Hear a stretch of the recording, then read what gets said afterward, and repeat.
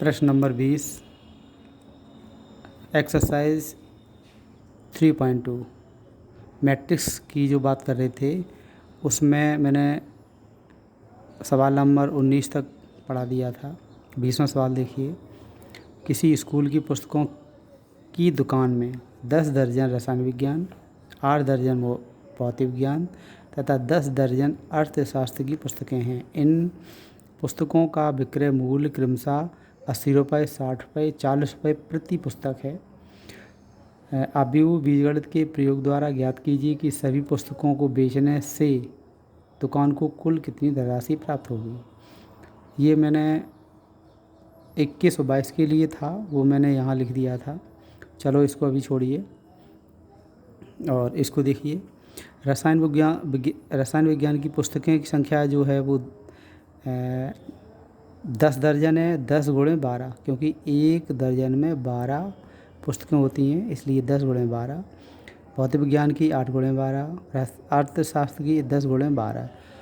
इस तरह ये पुस्तकें आ गई। इसको अभिव्यक्ति रूप में लिखना है तो हम इसको इस तरीके लिख सकते हैं, या ये रो वाइज लिख सकते हैं या कॉलम वाइज भी लिख सकते हैं, कोई नहीं फ़र्क पड़ेगा। केवल इतना देखना है कि एक कॉलम वाइज हो, एक रो वाइज हो। प्रति पुस्तक का मूल्य उसने दे ही रखा है, चूँकि पुस्तकें ये सारी पुस्तकें निकल आई हैं और ये भी पुस्तकों का मूल्य है। इसको अगर पंक्तिबद्ध अगर माना है तो इसको स्तंभ के रूप में मानेंगे, अलग अलग मानेंगे दोनों। तो इसको 80, 60 और 40 दे रखा है इसने, 80, 60 और 40 प्रति पुस्तक के हिसाब से। प्राप्त धनराशि प्राप्त करेंगे तो इसमें इन दोनों का A इंटू आर, इसका दोनों का गुणा करेंगे, और गुणा करने का वही तरीका होता है R और C। इसका इसमें गुणा, इसका इसमें, इसका इसमें, एक का एक में करेंगे तो पहला वाला मिलेगा ये, और ये जब हल करेंगे इसको तो आंसर मिलेगा ये। जो प्रॉफिट होगा, जो कुल राशि प्राप्त होगी वो कितनी होगी, 20,160। सवाल नंबर 21 के लिए जो उसने निर्देश दे रखा है वो कुछ इस तरीके से दे रखा है। मान लीजिए कि x, y, z, w, p क्रमशः 2 गुणे n, 3 गुणे k, 2 गुणे p और n गुणे 3 और p गुणे की कोटियों के अवयव हैं, और इसी से ये 21 और 22 सवाल लगेंगे। उसने 21 में दे रखा है P Y plus W Y के परिभाषित होने के लिए एन के पी तत्व पर क्या प्रतिबंध होगा। देखो इसको ध्यान से देखेंगे तो पहले इसमें पी और वाई का गुणा है, ठीक है। अच्छा, पी की जो कोटि दे रखी है वो पी गुणे की दे रखी है। पी की जो कोटि दे रखी है इसमें लास्ट वाली और इसमें लास्ट वाली पी गुणे के ये, और वाई की कोटि दे रखी है 1 2 दूसरी 1 2 3 गुणे के, ये दे रखी है। अच्छा, पी और वाई का क्या हो रहा है, यहाँ पे गुणा ही तो हो रहा है। और गुणा कब हो सकता है, गुणा तभी हो सकता है पहले वाले का सी और दूसरे वाले का ये आर ओ सी होता ना, ऐसे R1C1 और दूसरे का R2C2 ऐसे मान लो। तो पहले वाले का C और दूसरे वाले का R, ये दोनों कैसे होने चाहिए, सेम। जब ये सेम रहेंगे तभी गुणा हो सकता है इनका।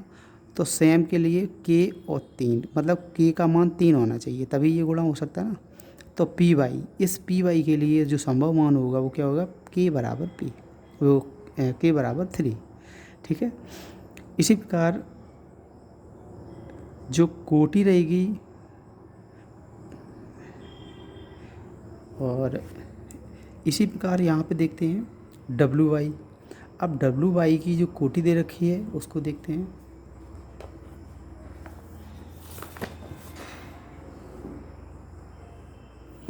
जो WY की जो कोटि दे रखी है, तो W की कोटि दे रखी है n गुणे 3 और Y की कोटि है 3 गुणे के। ये सेम होना चाहिए, क्योंकि गुणा हो रहा है, ये गुणा ही तो हो रहा है, तो ये समान होना चाहिए। ये भले ही अलग हो, ठीक है, ये समान होना चाहिए, ठीक है।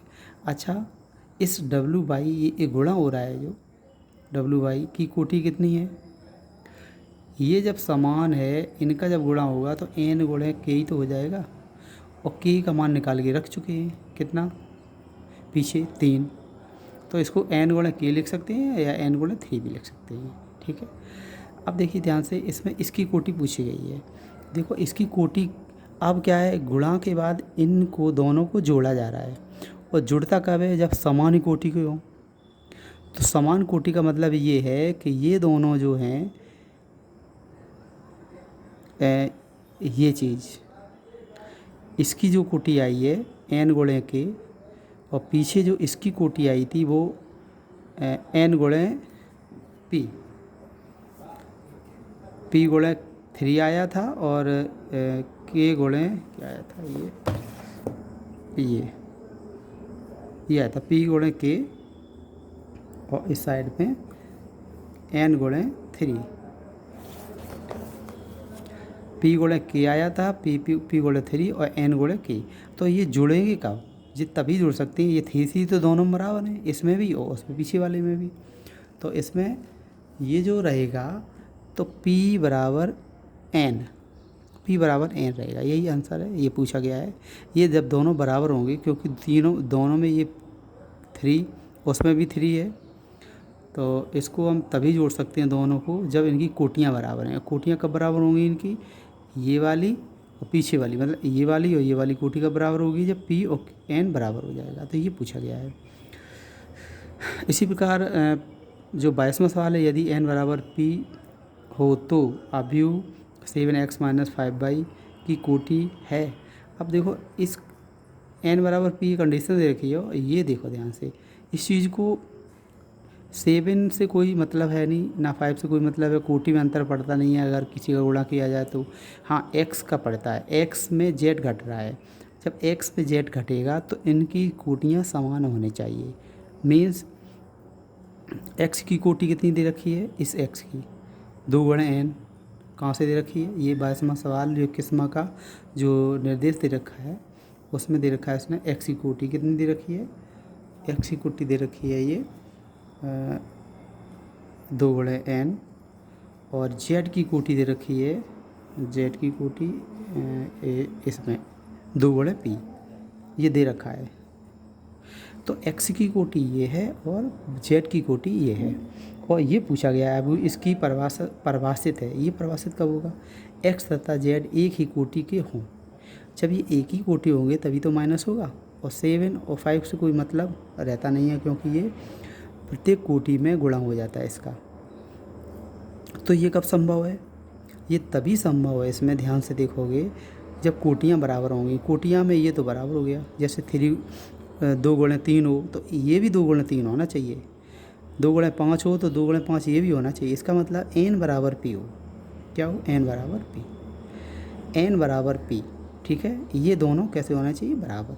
तो उत्तर में चूंकि 2 गुणे n दे रखा है तो ये सही है, अगर 2 गुणे p दे रखा होता तो ये सही रहता, दोनों आंसर ठीक है।